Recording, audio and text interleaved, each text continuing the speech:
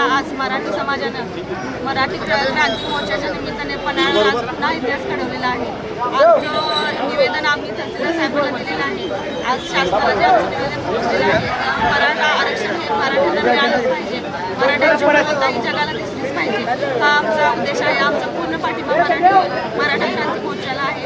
सर्व सकल मराठा समाजाचे मुस्लिम समाजातर्फे सर स्वागत आणि अभिनंदन। आणि आरक्षण मिळवण्यापर्यंत मुस्लिम समाजाचं कायमस्वरूपी आणि इथून पुढं कुठल्याही कसलीही काय असेल तरी मुस्लिम समाजाचा कायम पाठिंबा मराठा समाजाला हे एवढंच मी आपल्या शिवाजी महाराजांच्या पदस्पर्शाला पावन झालेल्या नगरीमध्ये आज बरा मोठा मोर्चा काढलेला होता। तालुक्यातले सगळे आलेले अगदी शांतपणे मोर्चा पार पडला आणि तसंच शासनानेही त्यांची दखल घ्यावी की बाबा हा मराठी मुलांना आरक्षण नक्की द्यावं अशी आमची महिलांची अगदी कळकळीची विनंती आहे। प्रथमतः पन्हाळा मराठा सकल मराठा समाजातील मी सर्वांचं आभार मानतो। सर्वपक्षीय हा जो मोर्चा होता तो सफल झालेला आहे।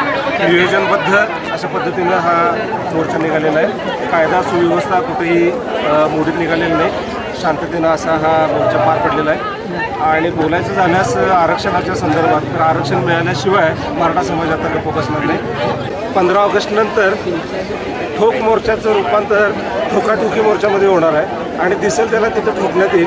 याचं सरकारनं गांभीर्यानं या प्रश्नाकडे पाहिलं पाहिजे आणि ज्या सर्व जाती सर्व धर्मियांनी आम्हाला जे इथं पाठिंबा दिलेला आहे त्या सर्व बंधू भगिनींचं मी मनापासून आभार व्यक्त करतो। शिवाजी महाराजांच्या पदस्पर्शाने पावन झाले, शाहू महाराजांच्या आशीर्वादाने सर्व मराठा सकल समाज एकत्र येऊन जे आज आंदोलन केलं त्या आंदोलनाची नक्कीच दखल शासन दरबारी घेतली जाईल अशी आमच्याकडं अपेक्षा आहे। नाहीतर यानंतर जे आम्ही 15 तारीख दिलेली आहे त्यानंतर परत ऐकलं जाणार नाही ही शासनाला माझी कळकळीची विनंती आहे। मराठा समाजाच्या पन्हाळ्याच्या वतीनं पन्हाळ्यावर सर स्वागत आणि पन्हाळा ही इतिहासाची भूमी आहे आणि पन्हाळ्यावर इतिहास घडतोय आणि आज एवढा मोठ्या प्रमाणात मोर्चावर इतिहास घडलेला आहे आणि मला असं वाटतंय की 15 तारखेला आपल्याला वाट बघण्याची गरज नाही, त्याच्या आतच आपल्याला आरक्षण मिळून जाईल। आता लोक शांततेने चाललेलं आहे।